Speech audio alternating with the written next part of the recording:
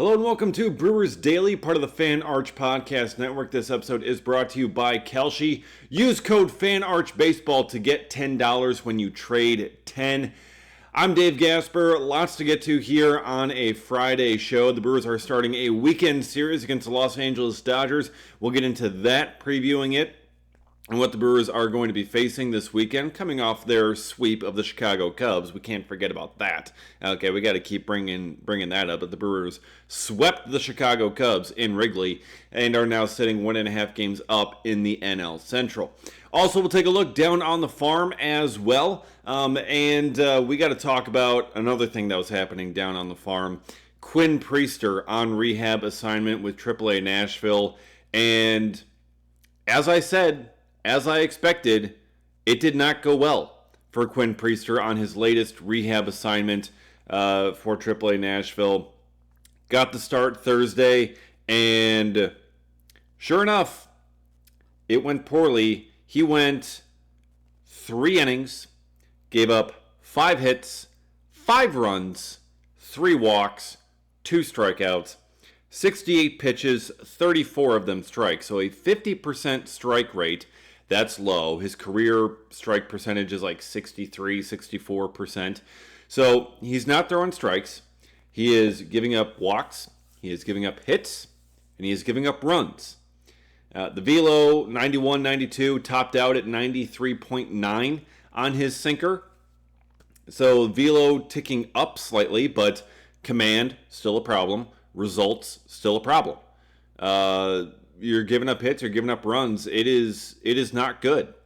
The results have not been good. And I understand with rehab assignments, it's not always about the results. It's about making sure you're feeling good, feeling healthy.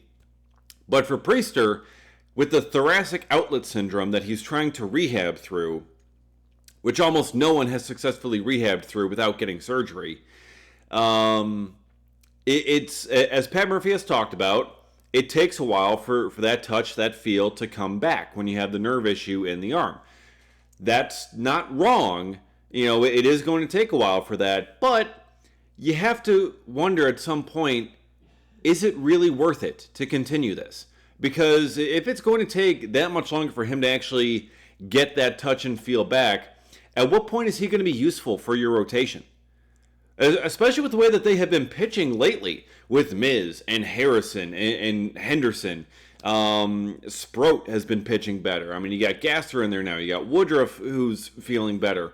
You know, at what point do you say, you know, it's just going to take too long for Quinn Priester to get back to where he needs to be, and you're still not even sure really that he's going to get there without the surgery?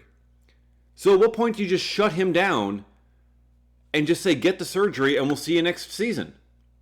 That's what I think they should do.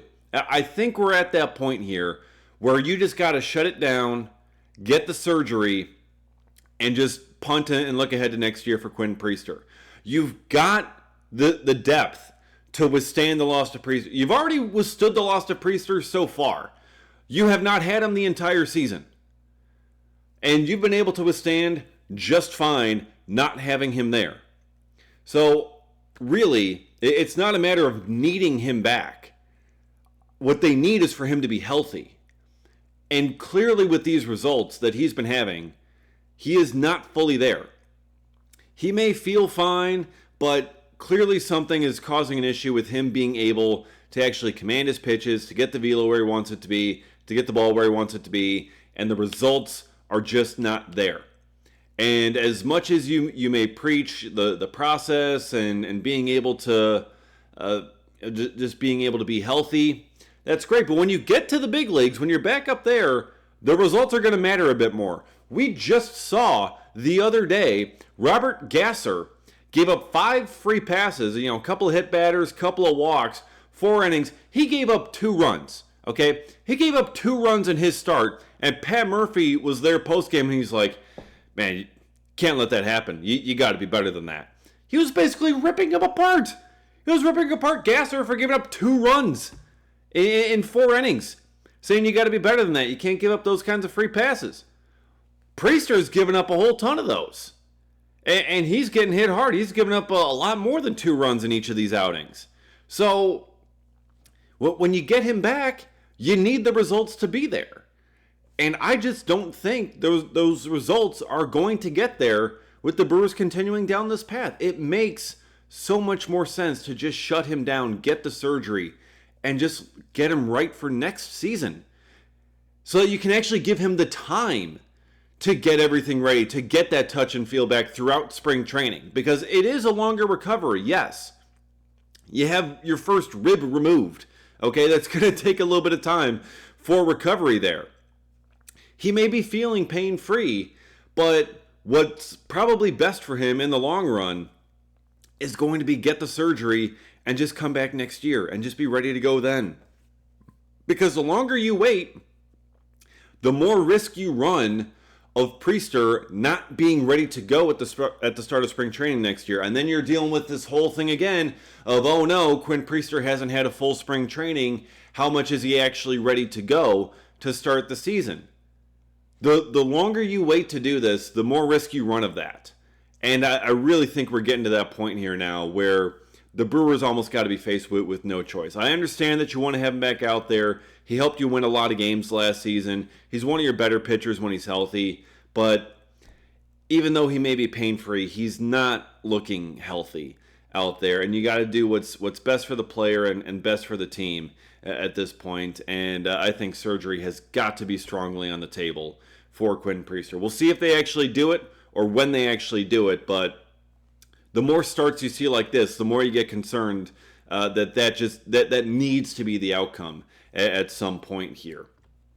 So that puts the Brewers in a tough spot. And Nashville, they end up losing their 9-game winning streak. That gets snapped. That game only went 5 innings on account of rain. So, I mean, at least they got Priester's start in for whatever that was worth. But they get shut out 6-0. 9-game winning streak comes to an end for Nashville. But I want to look at some of the top performers here that the Brewers have down in the farm system. And we know about Luis Lara, what he's done this season. He's still hitting .345. He is leading the Brewers organization in hits down in the minor leagues by far. He has 58 hits on the season. The next closest in the Brewers minor leagues is Eddie Leonard with 47. So he has 11 more hits than the next closest guy. And also, Eddie Leonard, in there in AAA, infielder, outfielder, can play some third base, can play a little bit short, I think, but can play second, can play some outfield as well. I wonder if Eddie Leonard could be pushing for a call-up. He's hitting the ball incredibly well. He's hitting .329 on the season. He's got 33 RBIs, 1,006 OPS. He's got an OPS over 1,000. Which is the second best in the organization. So Eddie Leonard is someone to keep an eye on here as well. But your top batting average leaders for the organization, Luis Lara, number 1 at .345, Eddie Leonard at 2 at .329, and then Josh Adamczewski there at .324. He's been having a phenomenal season for the Wisconsin Timber Rattlers. Luis Lara, Eddie Leonard, again, they're 1-2 in hits. And coming in at number 3 in total hits, Jesus Made, because of course it is, with 45. Leading the way in home runs, guess who?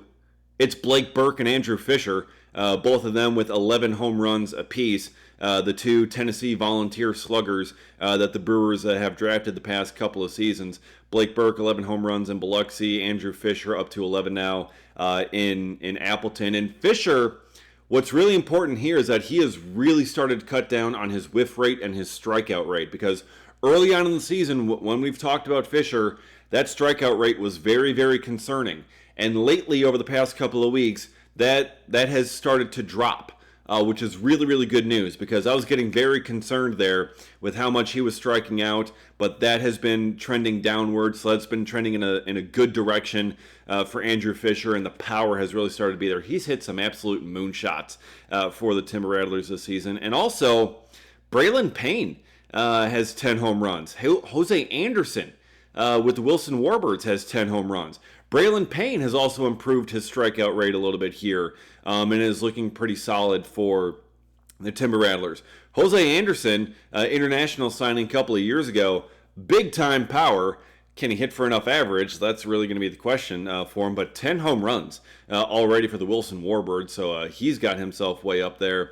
Eddie's Leonard, 33 RBIs, leading the way there. Blake Burke and Jesus Made with 30 for AA Biloxi.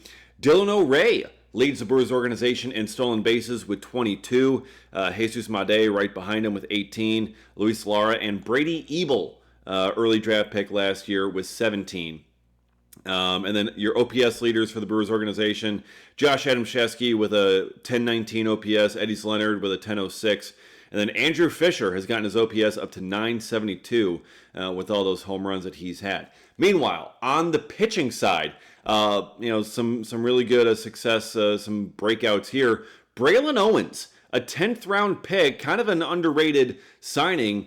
He is your organizational leader in ERA and strikeouts among qualified pitchers in the minor leagues with Wisconsin Timber Rattlers. 3.47 ERA, 53 strikeouts for Braylon Owens. Keep an eye on him as the season goes along here, and his name jumping up through the prospect ranks. Travis Smith, also a 3.74 ERA. Tyler Renz is third with a 4.15 ERA. There's not a lot of qualified pitchers down in the minor leagues.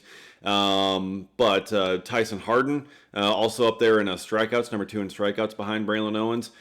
So another really good name. Just got the promotion to AAA the other day. So that's good to know as well. Then also leading the way in innings pitched among some of the starters here, Tate Keener in AAA Nashville, and Manuel Rodriguez, who's like 20 years old, 21 years old in AA with 38 and 2/3 innings. So a lot of really good things happening down on the Brewers farm. A lot of really strong prospects, some breakouts here, and guys really kind of starting to hit their stride as well. Okay, so baseball season here and now, and you can trade every single game on Kalshi and more. I mean, there's a whole ton of other baseball markets you can get into here as well, such as, this is going to be more of a season-long deal, but such as who's going to be the National League champion? Who is going to win the NLCS and represent the NL in the World Series this season? And the Brewers facing the Dodgers this weekend. They played each other in the NLCS last year.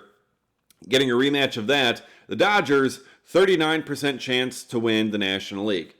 Yeah, that tracks, that makes sense, but if this year you are high on the Milwaukee Brewers because you've just been watching them pitch, you got Kyle Harrison, you got Mizorowski hitting his stride, you've got this whole group, and eventually you're going to have Cooper Pratt and some of these other prospects coming up and joining this team, and they're really going to get going, and you believe this is the Brewers' year. The Brewers are currently trading at 9% to win the National League and move on to the World Series, the first World Series for the Crew since 1982. So that means a $100 trade pays out $1,044 if the Brewers win the National League at the end of the season. So you can get in on that now, because if you get to later on, that percentage could be jumping up and that payout could be different. So right now they're at 9%. So you can jump in when it's low and end up winning big when it all gets said and done. Because on Kalshi, you're trading against peers in a live market, meaning there's no house. And as the probability changes, you can buy in and out of your position. For a limited time, download the Kalshi app and use this code FANARCHBASEBALL to get $10 when you trade 10, Kalshi, Kalshi, trade on anything. All right. Speaking of this rematch that the Brewers have with the Los Angeles Dodgers, Shohei Ohtani. Last time the Brewers saw him, he was mashing home run after home run after home run against them as they clobbered the Brewers in that finale and ended up sweeping that series in 4. So can they stop him this time?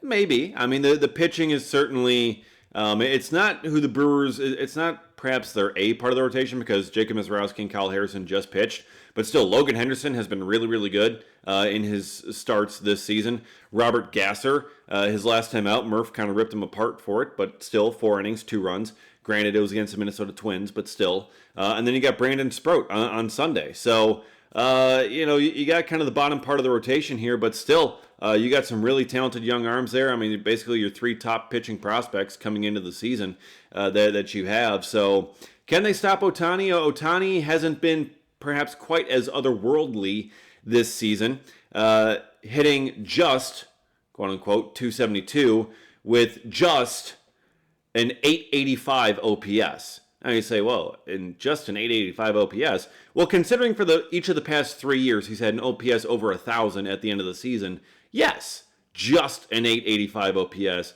11 doubles, 8 home runs. So he's not quite on that otherworldly home run pace that he has been on the past couple of years. You know, when he hit 55 homers last year, 54 homers the year before. It's still more homers than anyone on the Brewers have. But still, God, Shohei Ohtani's just insane. The Brewers are avoiding him on the mound this time, at least. But you got to be able to stop Shohei. They've got such a strong lineup, throughout. But Shohei is obviously the leader of that whole group and just the best player in the entire world. So that is going to be a major key. I know I'm really breaking some insane ground here, saying you got to stop Shohei Ohtani, but it's not very easy to be able to do that. But it's going to be a very fun series looking ahead here for the Brewers. So as we just kind of talked about a little bit with the pitching matchups coming up here today, you have Logan Henderson on the bump. Justin Wrobleski will be getting the start for the Dodgers. Then on Saturday, Robert Gasser versus Roki Sasaki. Sasaki's kind of had his ups and downs. I mean, he was another Japanese import with a really high ceiling, but hasn't quite fully gotten going at the big league level.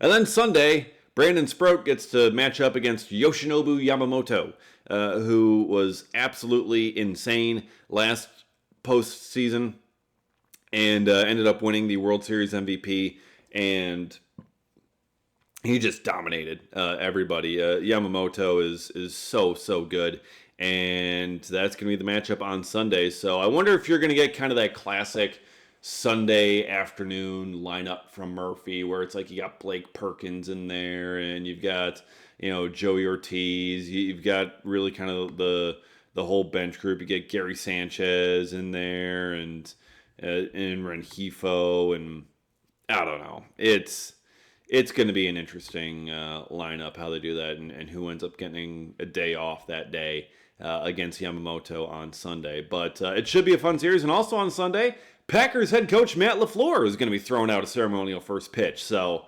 there's that. That's going to make it fun and interesting. So it's going to be a fun series, absolutely. And the Brewers, I mean, they just swept their biggest rival on their turf. So now that the Brewers are back on their own turf, can they do the same thing against a team that knocked them out of the playoffs last year? We shall see if that momentum can continue to build here as they take on the Los Angeles Dodgers. We'll be breaking it down on Monday, how this series ends up going. Yes, that will be Memorial Day. I hope you enjoy your Memorial Day weekend. Have a safe one, and enjoy your time with that and watching some baseball, because that's the best thing to do. Baseball, apple pie, Memorial Day, it doesn't get more awesome than that. So enjoy the weekend. I appreciate all of you watching and listening, and we'll see you again next time for another episode of Brewers Daily.